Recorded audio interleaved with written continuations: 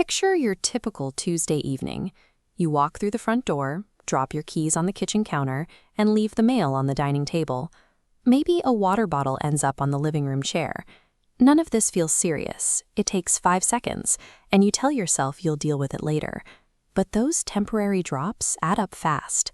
This diagram shows what happens when we multiply just 10 of those delayed decisions a day. By the end of the week, that's 70 misplaced items.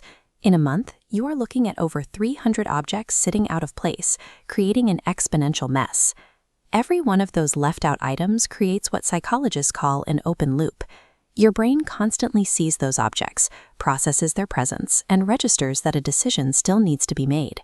Processing all that visual noise drains your cognitive energy. Even when you sit down on the couch to watch TV, your mind is still cataloging the clutter around you. That silent, constant demand for your attention is why a cluttered space feels stressful, even if your body is entirely still. This persistent mental weight stems from a system that requires thousands of micro-decisions daily. Many Japanese households solve this by treating home design as a method for lowering that cognitive load.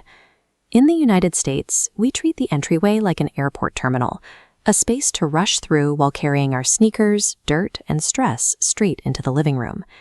In Japan, crossing the threshold requires an intentional pause. This dedicated space is called the genkan. Removing your shoes here serves as a physical prompt to perform a psychological decompression. You are actively shutting the commute, the difficult emails, and the speed of the outside world before you actually step into your home. You can create this microzone in any size house. You establish a strict, hard physical boundary, like a tile floor or a specific rug, where shoes absolutely must stay to trap outside dirt. That rug acts as a visual cue, separating the fast-paced work mode from the slow-paced home mode. By enforcing this strict physical line at the door, you stop tracking the emotional chaos of the day across your floors. The rest of the house remains a distinct, protected environment built for calm. Inside the home, that calm is often broken by how we move our things. Think about your morning coffee mug. It travels from the kitchen to your desk, then migrates to the couch, and maybe ends up on a nightstand. We move items in temporary stages, turning one simple task into multiple chores. Japanese homes rely on the one-touch rule. Use it, return it, reset it. The moment an item completes its purpose, its journey ends. You wash the bowl immediately. You drop mail in a tray and sort it right then. Eliminating those middle steps prevents a single item from multiplying into 5 separate touches. Without a fixed address, objects create chaotic movement and friction, as shown on this floor plan. But establishing a direct, fixed path eliminates the daily scavenger hunt. You never waste time looking for keys because they only exist in one exact location. When every object you own has a permanent identity and a fixed address, your daily decision fatigue drops to 0. You never have to ask yourself where something belongs, and your space begins to cooperate with your routines. Even with a perfect entryway and the one-touch rule, you will still face that exhausting 3-hour weekend cleaning marathon if you simply own too much stuff. We hold on to old cables and clothes we never wear out of sentimental guilt or a quiet anxiety that we might need them someday. The Japanese concept of matenai changes this dynamic. While it roughly translates to avoiding waste, at its core it is about respecting the value of things. If an object is no longer serving your present life, letting it sit in a drawer collecting dust is disrespectful. You show respect by letting it go, without guilt. This graph compares 2 cleaning styles. Instead of letting messes accumulate into a massive peak on Sunday, reducing possessions clears surfaces. This allows you to maintain a second, perfectly stable line through 30-second daily resets, completely changing the math of how you clean. You wipe the sink immediately after brushing your teeth. You swipe the kitchen counter right after you finish cooking.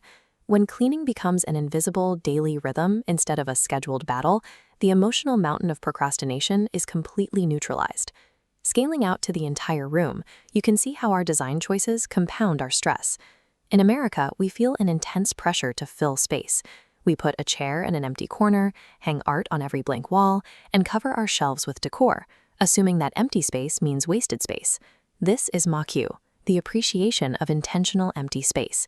These gaps between objects function as essential structural elements, giving the room to breathe. You achieve this by thinking vertically. By moving storage up onto wall hooks and keeping the floor completely open, you trigger a specific response in human visual psychology. Clear floor space instantly signals order, safety, and cleanliness to the brain. Designing with these intentional gaps reduces the constant work your brain does to scan its surroundings.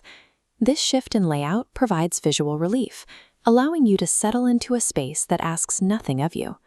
The Genkan entryway, the one-touch rule, the practice of motaine, and the empty space of ma are highly effective, strict boundaries. They work together to protect your mental bandwidth from the friction of daily life. You do not need to overhaul your entire house to feel the effects of the system. Start with a single small habit. Tonight, pick a fixed home for your car keys. Tomorrow, try pausing to take off your shoes at the door. When you build these habits, your mornings become completely frictionless. You come home in the evening to a space that is completely settled, where nothing is screaming for your attention and no piles are waiting to be processed. A home fulfills its purpose as a recovery space rather than a storage facility. Achieving that clarity is a matter of minimizing the daily mental weight we ask our minds to carry.